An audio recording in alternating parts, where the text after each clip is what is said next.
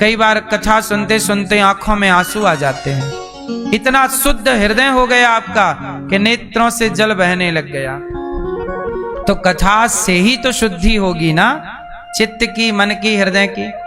यदि कथा नहीं सुनेंगे, इसलिए सत्संग बहुत जरूरी है।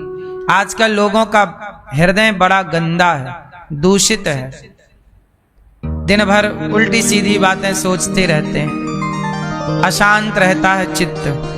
जब आपके हृदय में भगवान नहीं है, भगवान का वास नहीं है, याद रखिएगा, किसान यदि खेत में कुछ फसल नहीं बोता ना, तो भी खेत खाली नहीं रहता।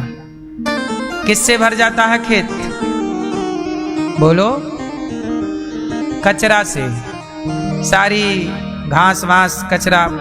खेत में यदि फसल ना बोई गई तो पूरे घास का, कचरे का अतिक्रमण हो जाएगा कि नहीं? खेत में कब्जा हो जाएगा।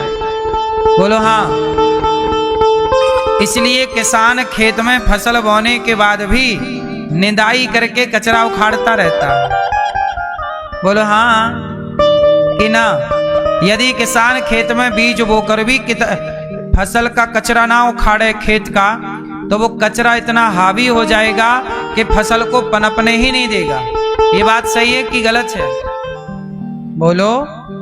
उसी तरह जब आपके हृदय में सत्संग करके, कथाएं सुन के जब भक्ति का बीज हृदय में बोया जाता है, तो आपका हृदय का खेत, मन का खेत साफ हो जाता है। भगवान की भक्ति की फसल उगती है। फिर भी आपको कचरे से सावधान, निंदा से, बुराई से सावधान। कई बार कथा सुनने के बाद भी आप, कई लोग निंदा चुगली करते रहते हैं। तो कथा, जैसे किसान ने फसल तो बो दी, पर कचरा फिर पनप गया तो निदाई करना पड़ती है। दोबारा क्या करना पड़ता है? निदाई। निदाई मतलब खेत का कचरा हटाना। नहीं हटाओगे तो कचरा ढक लेगा फसल को, फिर फसल नहीं होगी। ऐसे बुराइयां आपके अंदर इतनी हावी हो जाती हैं कि अच्छाई को दबा देती है। इसलिए आपके अंदर जो बुराई आए, उस बुराई को निकाल के बाहर करो। निदाई करो हृदय के खेत की। कथाएं सुनते रहो, भक्ति की फसल बोते रहो, और कोई बुराई ना कब्जा कर ले, इसके लिए सावधान रहो। जो अपने बुराई को देखता रहता है, हम में क्या बुराई है, इसलिए देखना है तो दूसरे की बुराई नहीं, खुद की बुराई देखो। दूसरे का खेत क्या देखना, अपना खेत देखो ना, कि अपने खेत में क्या चल रहा है।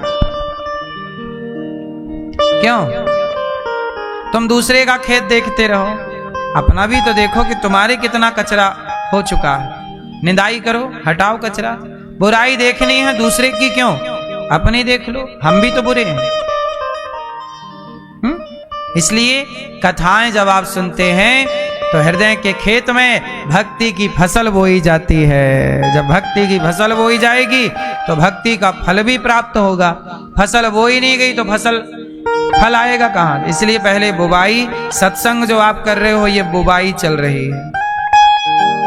अब यहाँ कथा पूरी सुन के जाओ तो थोड़ा कीर्तन का, कथाएं सुनने का अभ्यास बनाए रखना, क्योंकि फसल बोने के बाद खाद पानी भी डालते रहना चाहिए।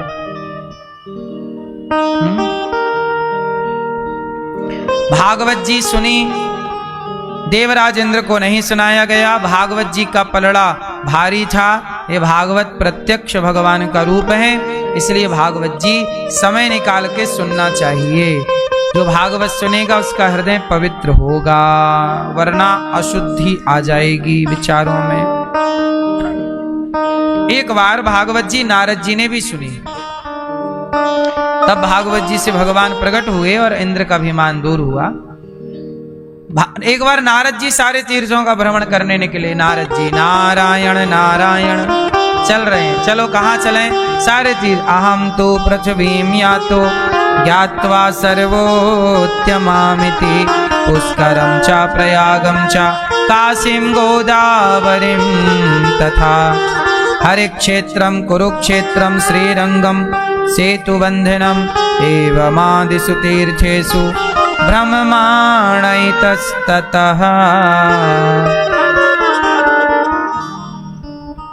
सारे तीर्थों में गए पर शांति कहीं नहीं मिली। हाँ, अहम तो पृथ्वीं यातो ज्ञात्वा सर्वोत्तमामिति। नारद जी बोले मैं सारी तीर्थों में गया, नहीं कुछ शांति मिली। शांति कहाँ मिली? कहीं नहीं। क्या मिला? सत्यम नास्ति तपः शौचम दयादानम न विद्यते उदरम भरिणो जीवा वराका कूटभाषिणः। नारद जी ने कहा मैं सब जगह गया पर कहीं शांति नहीं मिली। ना पश्यम कुत्रमिच्छर्म मनः संतोषकारिकम। क्या नहीं मिली? शांति। आप लोग भी बड़ा पैसा कमाते हो, काम करते हो, नाम इज्जत कमाते हो, पर आपके पास ना शांति नहीं है। बात सही है कि गलत है? शांति है। शांति कहां से लाए महाराज? कहां से लाए शांति? शांति कैसे मिलती भैया बता? पूजा पाठ करने वाले भी परेशान हैं, अशांत। शांति पाना हो तो क्या है मुख्य का उपाय? क्या करें कि शांति मिले? भैया बताओ। बैठे बैठे शांति पाने के लिए क्या करना चाहिए? है? सत्कर्म करना चाहिए। सत्कर्मसु सत्कर्म करो। क्या करें भैया शांति मिले? आप बताओ। हैं? हैं? जपो माला। माला जपने वालों को भी शांति है? पूछ के देखना एक बार।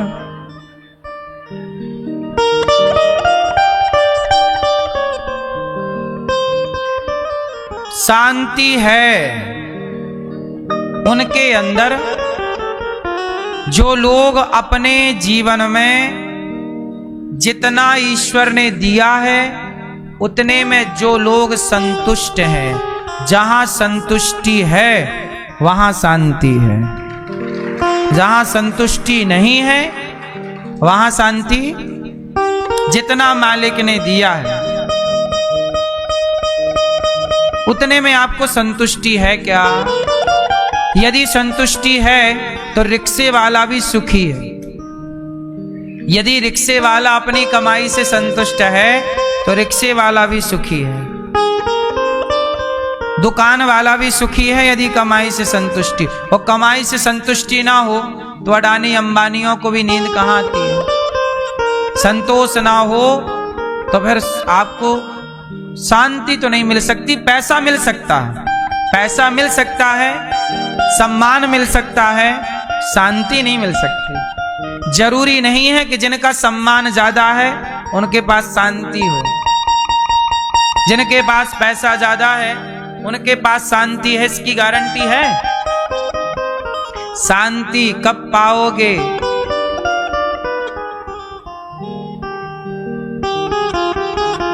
शांति पाना है तो विधाता ने जो दिया है उसमें संतुष्ट रहो। जो दिया है उसमें भी संतुष्ट और जो वापस ले लिया उसमें भी संतुष्ट। कल की ही एक घटना मुझे याद आ गई। कल क्या था? कुछ था, मैं याद कर लूं जरा सी देर में। हाँ, एक व्यक्ति थे,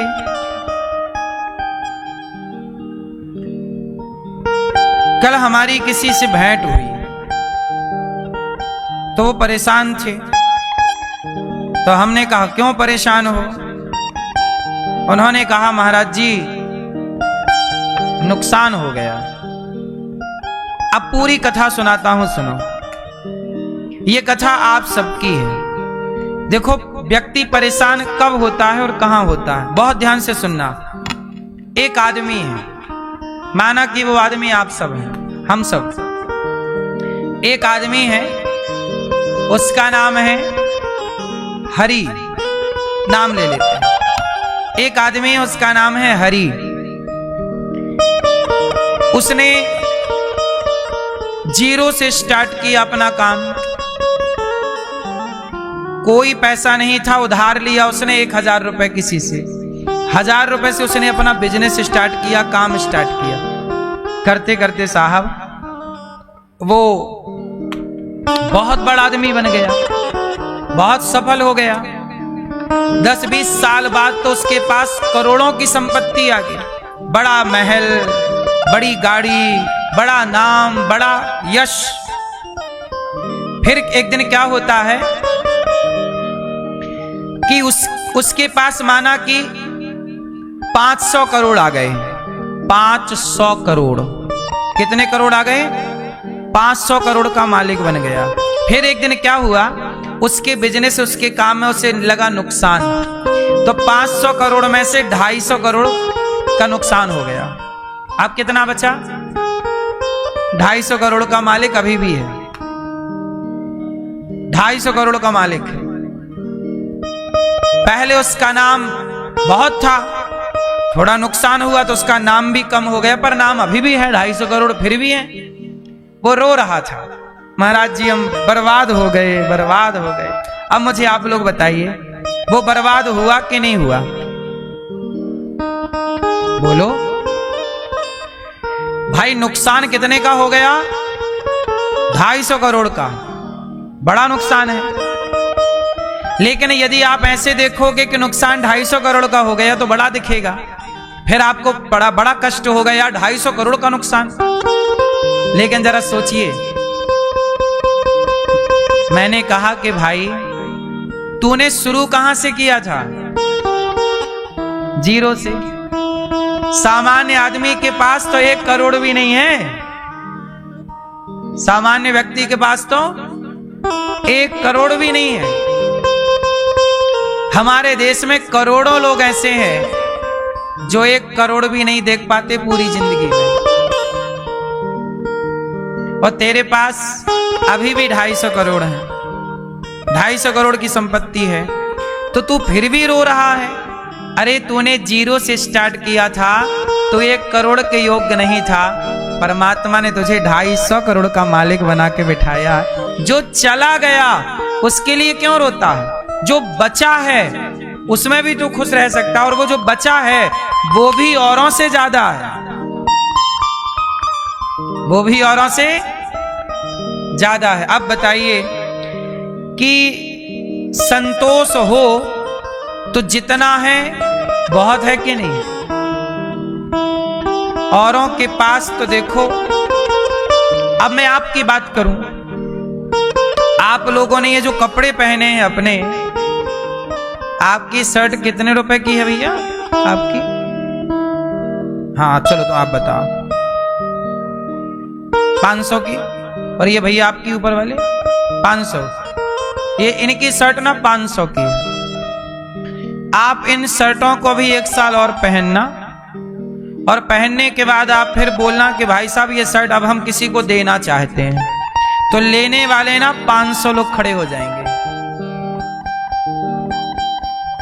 लेने वालों की लाइन लग जाए, भाई साहब हमें दे दो, हमें दे दो, हमें दे दो। बोलो हाँ। आप अपने घर के पुराने बर्तन जो आपने रिजेक्ट कर दिए, हटाने वाले, वो बर्तन आप किसी को देना चाहो तो लेने वालों की लाइन लग जाएगी। ये बात सही है कि गलत है?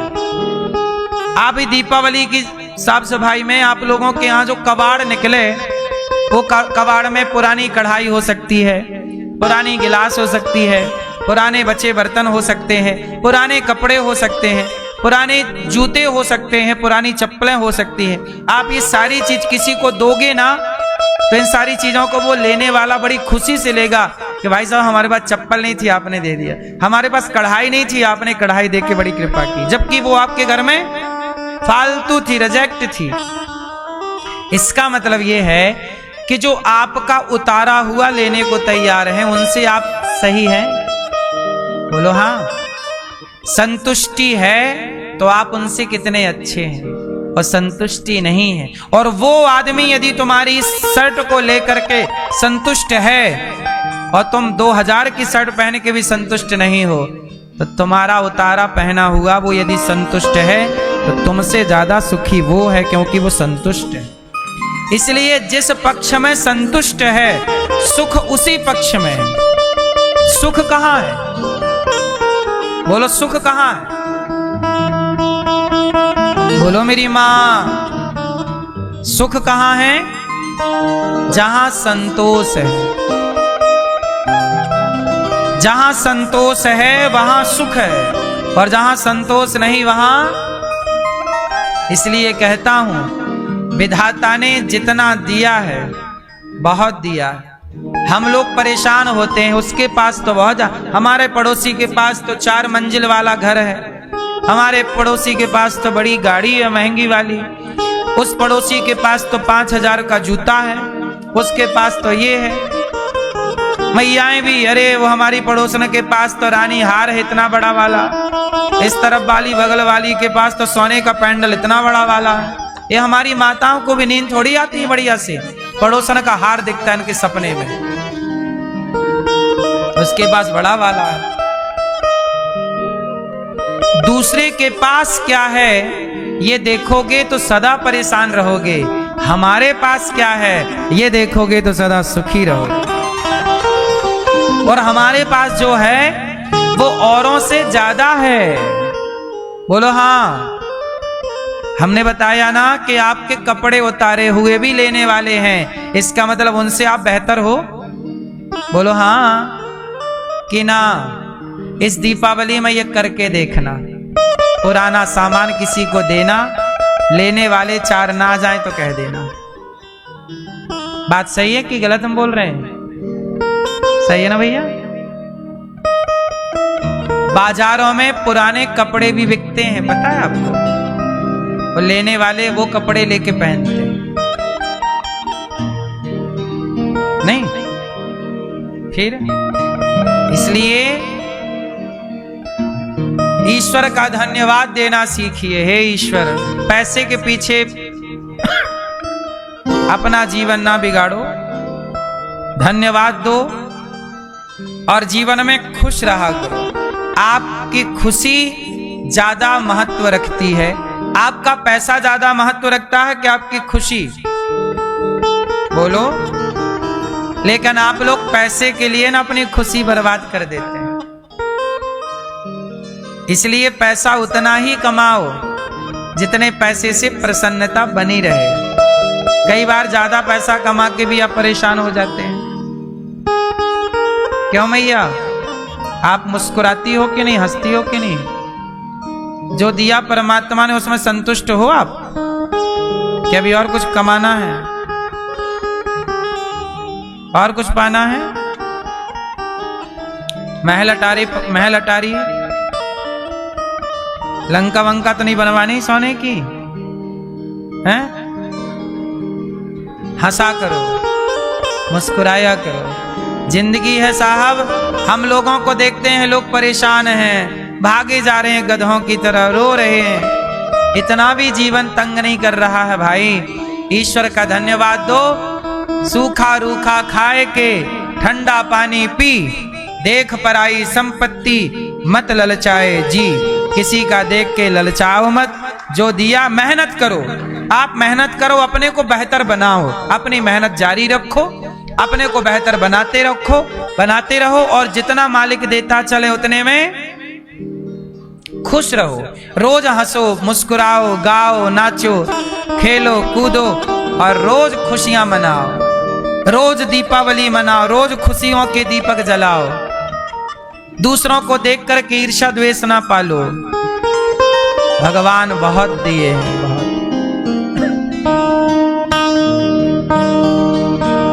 एक राजा एक साधु के पास गए। अरे बाबा जी, एक राजा बोला, बाबा जी आप पेड़ के नीचे बैठे हो और आप इतने खुश हैं, हम महलों में रहने वाले राजा इतने खुश नहीं हैं। आपने ऐसा क्या किया? आपने देखा होगा साधु संत ना पेड़ की छांव में खुश हैं। और आप लोग महलों में रह के, एक राजा बोला मैं तो महलों में रहता हूं, मेरी तो सैकड़ों रानियां हैं, मेरे पास तो खजाने हैं सोने के, हीरे से भरे खजाने, इतने बड़े बड़े कमरे, हीरे मोती और सोना चांदी से भरा पड़ा है। महाराज इतना होने पर भी मैं इतना खुश नहीं हूं जितने आप कुछ ना होने पर भी खुश हैं। आपके शरीर में तो पूरे कपड़े भी नहीं हैं और आप ज्यादा खुश हैं। तब संत जी ने कहा राजा बैठ यहां। मैंने 24 गुरु बनाए हैं। कितने गुरु बनाए? और 24 गुरु बना के मैंने 24 जगह से शिक्षा पाई है। अच्छा, आपने 24 गुरु बनाए? कौन कौन गुरु हैं आपके और क्या क्या सीखा आपने? तब वो संत जी बोले कि सुन, हमने पृथ्वी को गुरु बनाया। पहला गुरु कौन? क्या सीखा राजा तुमने पृथ्वी से? बताओ आपने क्या सीखा पृथ्वी से? जैसे पृथ्वी सहनशील होती है, क्या होती है? पृथ्वी जैसे सहनशील है, ऐसे हमें और आपको भी सहनशील होना चाहिए। क्या होना चाहिए? सहनशील होना चाहिए, पृथ्वी की तरह सहन। ये सीखा, सीखने वाला सबसे सीख रहा है और नहीं सीखने वाला परेशान है। वायु को हमने गुरु बनाया। वायु से क्या सीखा?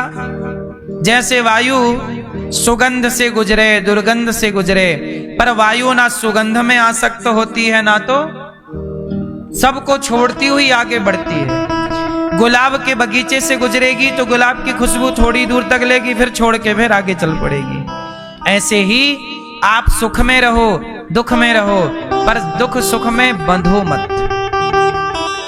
हवा बंधती नहीं है। बोलो हाँ। जिस हवा में दुर्गंध है उसी हवा में खुशबू भी हो जाती है। हवा ना दुर्गंध से बंधी है ना खुशबू से। ऐसे ना आप सुख से बंधो ना दुख से, आप बंधो ना हवा की तरह बहते रहो आगे की ओर। ये हवा हमने सीखा। हम क्यों बंधे? आप लोग परेशान क्यों हैं जानते हैं? क्योंकि आप बंधे। आप लोगों की जिम्मेदारियां पूरी हो गई तो अभी भी अब जैसे जिनके बाल सफेद हो गए, आपकी बेटी का ब्याह हो गया, बेटे का ब्याह हो गया, अब तो आप मुक्त हो ना, फिर भी आदमी बंधा है। तो फिर भी बंधे हो तो परेशानी तो आएगी। समय से अपने को खूंटे से खोल भी लेना चाहिए। बताओ वो कौन? मैया सुनो, बताओ वो, एक प्रश्न पूछ रहा हूं, उत्तर दीजिए। बताओ वो कौन जो चला तो कई किलोमीटर दूर, चला कई किलोमीटर पर पहुंचा कहीं नहीं, जहां से चला था वहीं खड़ा। आप बताओ वो कौन जो चला कई किलोमीटर पर पहुंचा कहीं नहीं, जहां खड़ा था वहीं खड़ा हो। चला 50 किलोमीटर। कौन? कौन ये भैया बताएंगे सफेद शर्ट वाले? मन। कौन भैया आप बताओ? कौन? मन। कौन? कौन है वो जो चला कई किलोमीटर पर पहुंचा कहीं नहीं, जहां खड़ा था वहीं खड़ा और चला भी? कौन? कौन? कौन? कोल्हू का बैल।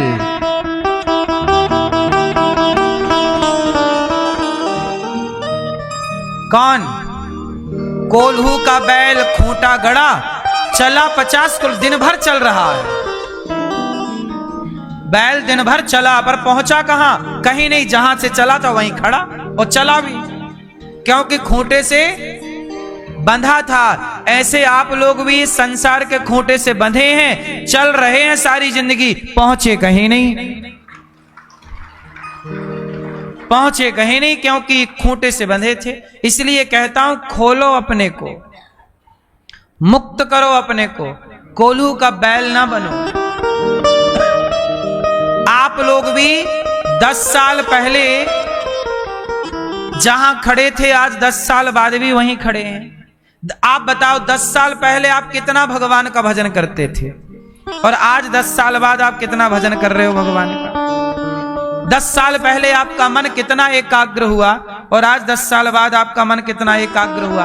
10 साल पहले भी तुम्हारा मन पड़ोसी पड़ोसन की तरफ भाग रहा था, आज बताओ कि आज भी भाग रहा है कि नहीं। यदि मन आपका 10 साल पहले वही था, आज भी वही है, तो इन 10 सालों में आपने पाया क्या? केवल तुम्हारा बैंक का बैलेंस बढ़ा है, इनकम बढ़ी है, खर्चे बढ़े हैं। तुम्हारा मन जैसे 10 साल पहले गंदा था वैसे ही गंदगी आज है। 10 साल पहले तुम कितनी माला जपते थे, आज कितनी जप रहे हो? तब 10 साल पहले कितना पुण्य करते थे, आज कितना कर रहे हो? ये सवाल अपने अपने से पूछिएगा। और आज के 10 साल बाद भी आपका मन कहां रहेगा, आपकी क्रिया कहां रहेगी, सब पूछिएगा अपने आप से। इसलिए कहता हूं, हर साल, हर क्षण, हर समय अपने मन को एकाग्र करो, अपने मन को शांत करो, अपने आप को खोलो। एक गांठ रोज खोलो, एक बुराई रोज समाप्त करो, अपने भीतर की एक गलत आदत रोज समाप्त करो, एक अच्छी बात रोज पढ़ो, एक अच्छी बात रोज अपनाओ, एक अच्छे रास्ते पर रोज चलने का संकल्प लो। परिवर्तन कुछ नहीं आया, चल रहे कोल्हू के बैल की तरह। आप लोगों ने जब से होश संभाला है तब से आज तक आप लोग चल ही रहे हैं, दौड़ ही रहे हैं। अब सवाल किया जाए कि पहुंचे कहां, तो आप लोग कहां पहुंचे? बताओ कहां पहुंचे? इसलिए मेरी मां, अपने चित्त को एकाग्र करिए, मन को स्थिर करिए। 10 साल पहले भी आपको कोई गाली देता तो गुस्सा आता था, आज 10 साल बाद भी आपको गुस्सा ज्यों का त्यों है। बोलो हां। क्या 10 सालों में आपने अपने क्रोध को कंट्रोल किया? उत्तर बोलो मेरी मां। क्या आपने अपने लोभ को कंट्रोल किया? क्या आपने अपने एटीट्यूड, अभिमान को कंट्रोल किया? बल्कि इन 10 सालों में आपका अभिमान पहले से बढ़ा है, जबकि होना क्या चाहिए था? कम। 2015 और 2025, इन 10 सालों में 2015 में आपका अभिमान कहां था और आज आपका अभिमान कहां है? 2015 में आपका क्रोध कितना था, आज 2025 में आपका क्रोध कितना है? हर चीज आप देखेंगे कि आपके भीतर की बुराई आपको बढ़ी हुई प्राप्त होगी। आप अपना भी तो आकलन किया करिए, अपना भी तो देखिए कि मैं कहां था, कहां पहुंच गया। क्या मेरा स्वभाव ऐसा था? क्या मैं ऐसा था जैसा आज हूं? एक बार अपने को देखिए, अपने को देखिए कि कहां गड़बड़ी हुई, क्या क्या। अब देखो समय बीतता जा रहा है, बीतता जा रहा है। ईश्वर यही पूछेंगे आपसे, क्या तुमने पाया? क्या पाया? पैसों का हिसाब ईश्वर ना लेंगे, पैसे तो जो कमाए हो वो यहीं छोड़ के जाओगे।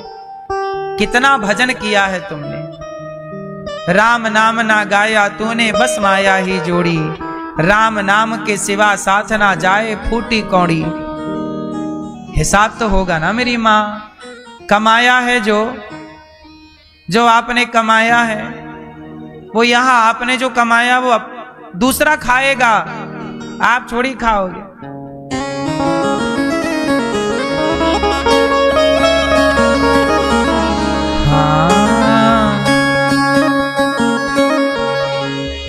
तूने जो कमाया है, तूने जो कमाया है वो दूसरा ही खाएगा। खाली हाथ आया था और खाली हाथ जाएगा। तूने जो कमाया था, तूने जो कमाया था, आपको लग रहा है पैसे तो कमाए हैं, पर वो पैसा तुमने जो कमाया वो तुमने अपने लिए नहीं कमाया। तूने जो कमाया है वो दूसरा ही खाएगा। खाली हाथ आया है और खाली हाथ क्या लेके जाओगे? जाओगे तो क्या जाएगा साथ में? जो तुमने कमाया है, पाप पुण्य, भला बुरा, सबको लेके जाना पड़ता है। मैं भी मरूंगा तो मैं भी संसार से लेकर जाऊंगा क्या? या तो मैं पाप लेकर जाऊंगा या तो मैं पुण्य लेकर जाऊंगा। अब मुझे मेरी अपनी जिम्मेदारी है कि मैं अपने लिए पाप कमाऊं या, क्योंकि जो मैं कमाऊंगा वो संपत्ति मेरे साथ जाएगी। आप क्या कमाओगे? क्या कमाओगे? किसी का गला दबाओगे, पाप होगा। किसी को रोटी खिलाओगे, पुण्य होगा। इसलिए गौरी गोपाल आश्रम में बेसहारा माताएं रहती हैं। ये दास अनिरुद्ध उन माओं के चरण दबाकर सेवा करता है, क्योंकि इन माओं की सेवा करना मैंने सुना है कि पुण्य है। तो मुझे लगा मर तो जाऊंगा, मरने से पहले क्यों ना पुण्य कमा लूं, क्योंकि जाना साथ में वही है। मैं रुपया कितना भी कमाऊं, मैं पैसे कितने भी कमाऊं, पर ये पैसे सब यहीं छोड़ के मुझे जाना पड़ेगा। पर जो मैं पुण्य कमाऊंगा, किसी बेसहारा माँ की सेवा करके, किसी भूखे को भोजन देकर, इसलिए गौरी गोपाल आश्रम में देखा होगा अखंड लंगर चल रहा, भोजन आओ पाओ प्रसाद, क्योंकि ये पुण्य है। गौरी गोपाल गुरुकुल में 150 बच्चे निःशुल्क पढ़ते हैं। किसी को पढ़ाना पाप है कि पुण्य? इन बच्चों से कोई फीस नहीं ली जाती। 150 बच्चे हैं, उनका रहना खाना पढ़ना लिखना निःशुल्क है। लगता है पुण्य कर लें, पाप क्यों करें? हम किसी की निंदा करके पाप क्यों करें? हम किसी की बुराई करके पाप क्यों कमाएं? जब पुण्य कमाने के लिए स्वतंत्र हैं तो पुण्य कमा लिया जाए। आप दोनों के लिए स्वतंत्र हैं।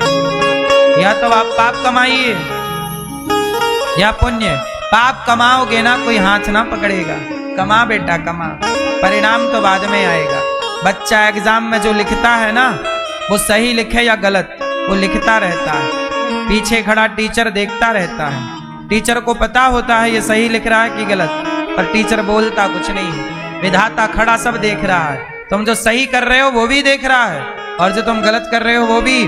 वो तो एग्जाम तुम लिख दो, कॉपी भर दो, इसके बाद परिणाम बाद में आएगा कि तुमने नंबर कितने पाए।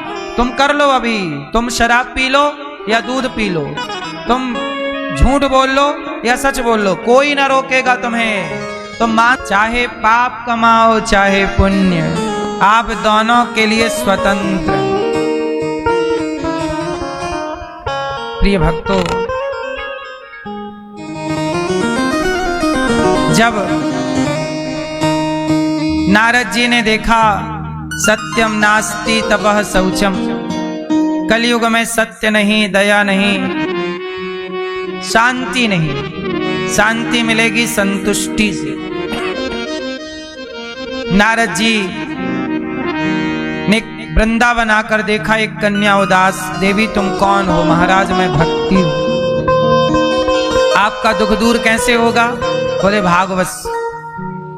सनकादियों ने भक्ति महारानी को भागवत सुनवाई। ये भागवत भक्ति महारानी जब सुनती हैं तब भागवत से उनका दुख दूर हो जाता है।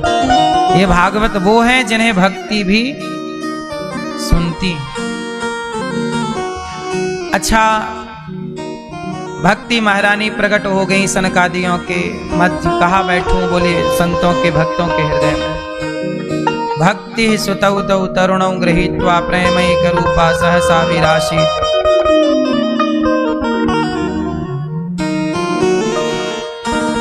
श्री कृष्ण गोविंद हरे मुरारी,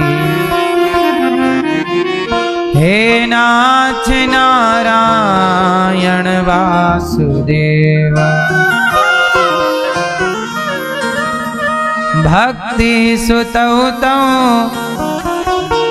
तरुणौ गृहीत्वा प्रेमैकरूपा सहसा विरासे श्री कृष्ण गोविंद हरे मुरारी नाथेति नामानि मुहुर्वदन्ति।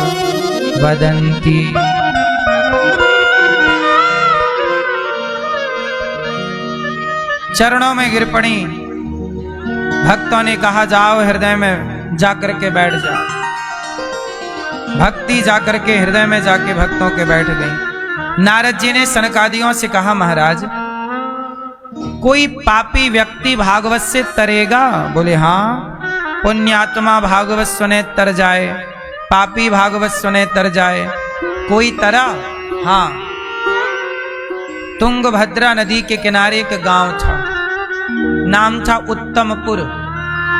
कौन सा गांव था? उत्तमपुर।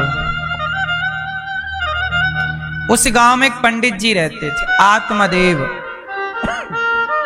पंडित जी के पत्नी का नाम था श्रीमती धुंधली देवी। धुंधली पति की बात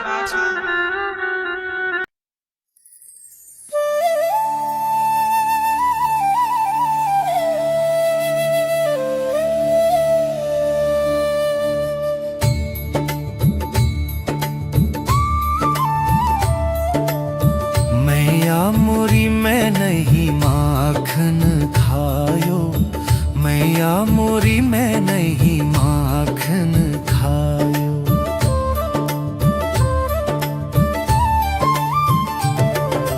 भोर भयो गयन के पाछे मधुबन मोही पठायो।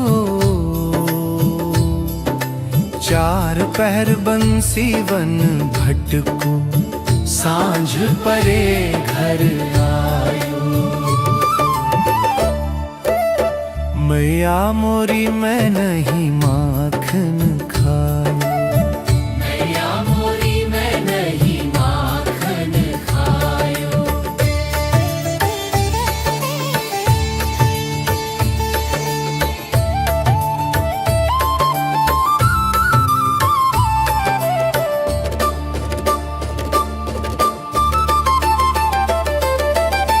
मैं बालक बहुतों नादान हूँ, मोरी बात न मानो। कोई और ग्वालिन घर जाके माखन मोल चुरायो।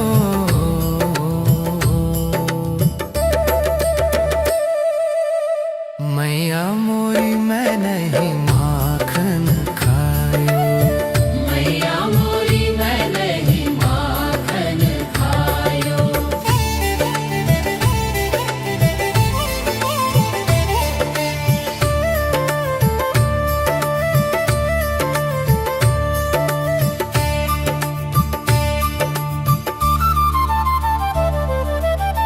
देखत ही तुम घर में आई, मुझ पर दोष लगायो। तू तो माई जानत है सब, क्यों मोही दोष लगायो। मैया मोरी मैं नहीं माखन खायो, मैया मोरी मैं नहीं माखन खायो।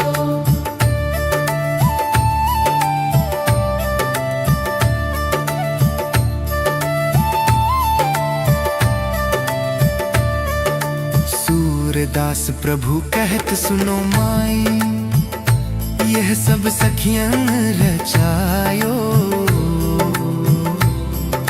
मैं तो खेलत ग्वाल सखन संग, माखन कौन खायो।